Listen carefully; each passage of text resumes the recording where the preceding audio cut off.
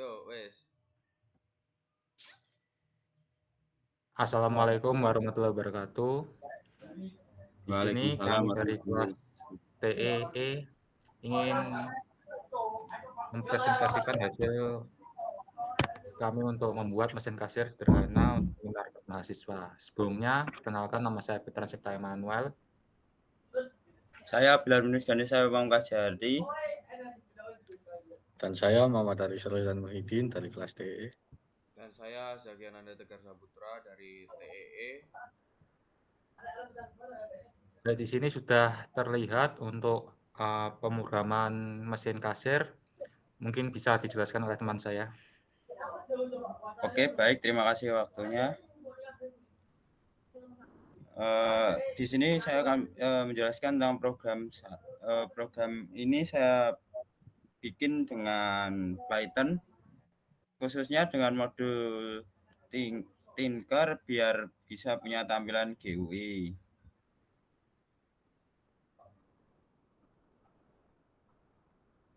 Lalu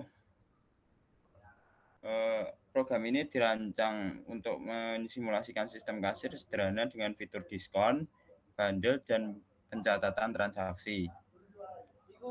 Pada bagian awal kode, saya melakukan import library yang dibutuhkan. Tinker dan TTK digunakan untuk membuat tampilan grafis. Message book digunakan untuk menampilkan pesan kesalahan atau informasi. Datetime digunakan untuk mengambil tanggal dan waktu saat transaksi. Selanjutnya, saya mendefinisikan data produk dalam bentuk dictionary. Setiap produk memiliki kode unik, nama, kategori, dan harga. Misalnya kode food 001 merepresentasikan beras 1 kg, kategori food, harga 15.000. Produk-produk dikelompokkan ke dalam kategori seperti food, snack, drink, medicine, stationery, toiletry, dan other. Selain produk satuan, terdapat juga bundle atau paket hemat. Bundle didefinisikan dalam dictionary dengan isi produk dan besaran diskon. Sebagai contoh, bundle A berisi keripik kentang, pensil, dan penghapus dengan diskon 15%. Bundle B berisi nasi kotak dan air mineral dengan diskon 10%. Bundle C berisi paracetamol dan sabun mandi dengan diskon 12%. Diskon harian berdasarkan NIM. Program ini juga menerapkan diskon khusus berdasarkan NIM ketua kelompok. Saya mengambil 3 digit terakhir dari NIM, lalu memeriksa apakah bilangan tersebut genap atau ganjil. Jika genap, maka peta diskon harian berbeda dengan jika ganjil. Contoh, jika genap, hari Senin berlaku diskon kategori food. Jika ganjil, hari Senin berlaku diskon kategori drink. Sedangkan hari Minggu toko dianggap tutup. Selanjutnya, saya membuat kelas utama bernama kasir app. Kelas ini berfungsi sebagai kerangka utama program yang mengatur tampilan antarmuka dan logika aplikasi pada bagian konstruktor. Ini saya mendefinisikan ukuran jendela, warna latar serta kanvas dengan scrollbar agar tampilan dapat digulir. Saya juga membuat variabel penting seperti daftar belanja, subtotal, total diskon, jenis pembayaran, status mahasiswa, serta data pembeli. Terakhir, saya memanggil fungsi create widgets untuk membuat seluruh elemen antarmuka seperti input data, pembeli, input item belanja, daftar menu produk, pilihan metode pembayaran, dan struk pembelian. Oke, terima kasih. Oke, untuk bagian input data pembeli, bagian ini meminta kasir untuk mengisi data pembeli. Di sini ada 3 input, nama pembeli, NIM, dan status mahasiswa. Nama dan NIM ini digunakan sebagai identitas yang nantinya akan ditampilkan di struk belanja. Sedangkan status mahasiswa akan mempengaruhi diskon khusus. karena mahasiswa yang bayar non-cash mendapat potongan tambahan. Kalau bagian ini tidak diisi, transaksi tidak bisa diproses, jadi aplikasi memastikan data pengembali selalu lengkap. Oke, lanjutnya untuk bagian input belanja item. Setelah data pembeli terisi, kasir bisa memulai masukkan barang belanjanya. Caranya sederhana, cukup ketik kode produk dan jumlah kuantitas, misalnya kode SNK 001 untuk keripik. Kalau kode produk salah atau jumlah yang dimasukkan bukan angka, aplikasi akan menampilkan pop-up error. Dengan begitu, kesalahan input bisa dicegah sebelum masuk ke daftar belanja. Lanjut poin 8. Setiap kali tombol tambah item ditekan, program menjalankan fungsi bernama tambah underscore item. Fungsi ini melakukan beberapa hal penting. Pertama, memvalidasi input kode dan jumlah barang. Kalau salah, langsung muncul pesan error. Kedua, mengambil data produk dari database yang berupa dictionary. Ketiga, menghitung subtotal, yaitu harga satuan dikali jumlah barang. Keempat, menyimpan item tersebut ke daftar belanja. Dan terakhir, menampilkan ringkasan item di list box. Setelah itu, input kode dan jumlah otomatis dikosongkan lagi supaya siap menerima barang berikutnya. Lanjut poin 9, yaitu list box ringkasan belanja. Setiap item yang berhasil dimasukkan akan ditampilkan di list box. List box ini bisa dianggap sebagai keranjang belanja, di mana kasir bisa melihat semua barang yang dimasukkan.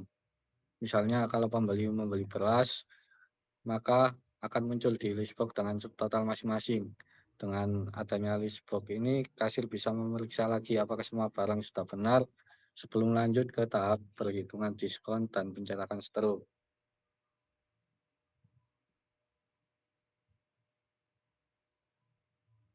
Baik, untuk selanjutnya adalah tabel daftar menu produk. Nah, di sini kita membuat frame tabel menu produk menggunakan TTK label frame dengan judulnya itu daftar menu produk.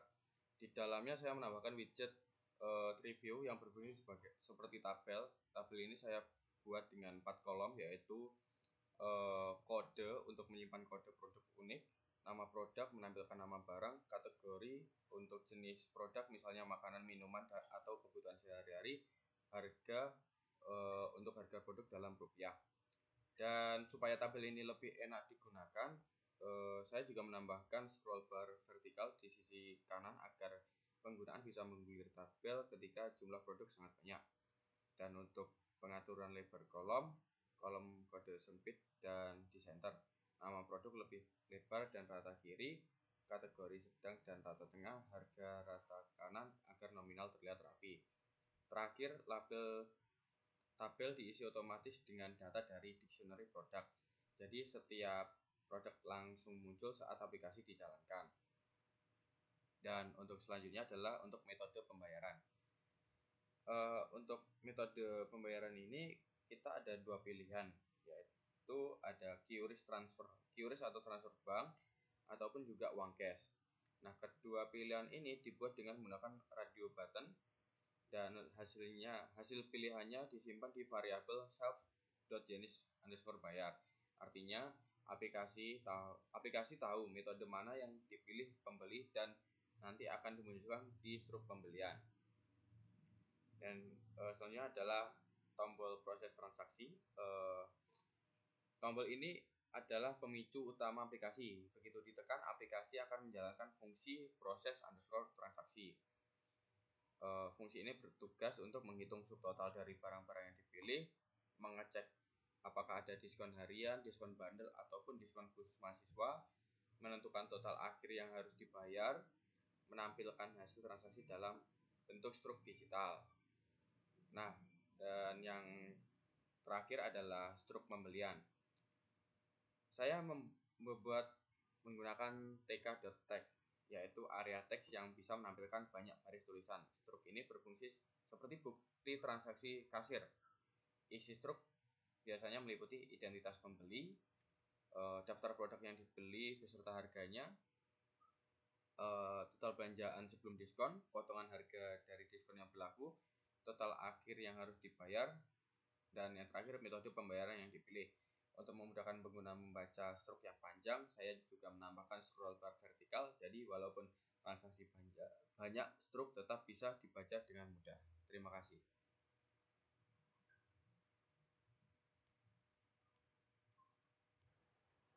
Lalu di bagian terakhir, di sini ada tampilan struknya. Jadi di sini saya menambahkan date time. Jadi di sini kita bisa mengetahui waktu transaksi dilakukan, sehingga saat kita melakukan transaksi di struk pembelian terdapat date time dari waktu, jam, hingga hari dan tahun-tahun. Lalu di ini saya menambahkan insert dari pembelian hingga ke kata terima kasih agar kata-kata tersebut dapat muncul di aplikasi tersebut. Lalu tanpa lama mungkin saya akan mencoba untuk penggunaan aplikasi dari mesin kasir.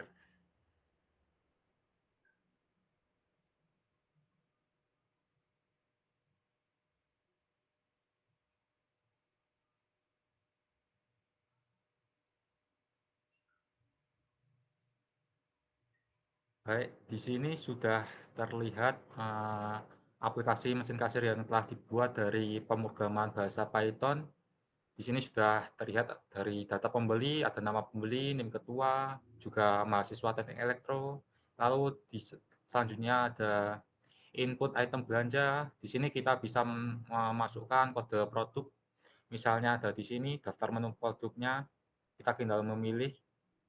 Lalu juga kuantitas, di sini kita bisa menambahkan berapa produk yang kita dapat beli, ingin beli.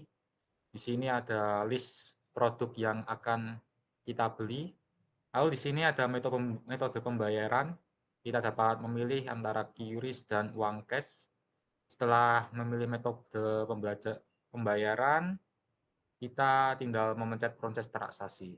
Setelah itu, maka struk pembelian akan keluar di bawah sini. Mungkin langsung kita coba. Misal nama produk Ganes. Lalu kita masukkan NIM 2505087414. Di sini Ganes merupakan mahasiswa teknik elektro. Untuk produk mungkin kita mencoba untuk bundle pertama, yaitu bundle A, yaitu snack dan alat tulis. SNK 001. Kita beli satu. Di sini tambahkan item, maka produk akan muncul di list item. Lalu STM.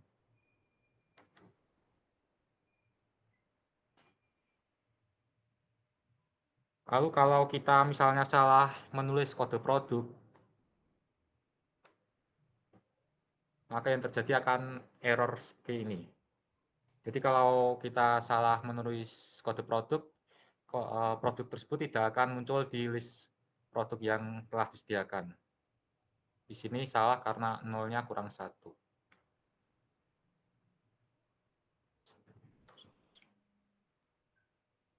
Nah, ini adalah bundle A yang memiliki diskon 15%. Lalu kita pilih metode pembayaran, yaitu misalnya uang cash. Lalu langsung kita proses transaksi.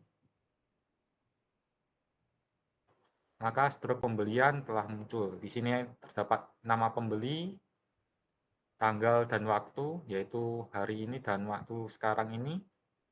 Lalu hari, juga produk yang dibeli, lalu subtotal, dan diskon bundle yang telah didapatkan oleh pembeli. Misalnya kita coba lagi membeli banyak item. Nama tetap sama.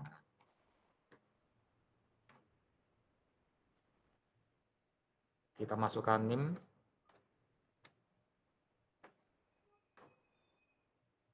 Mahasiswa teknik elektro. Misalnya kita beli snack 003. Kita beli 5 item. Lalu kita mungkin membeli Arduino OTH 006. kita beli 10 item. Kita juga beli pasta gigi TL00 beli itu.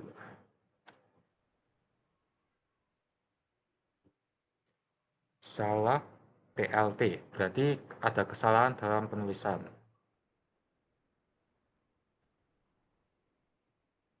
Lalu langsung kita proses transaksi. Oh, ternyata kalau tidak memilih metode pembayaran maka terjadi error juga. Maka kita harus memilih metode pembayaran dulu, yaitu misalnya QRIS.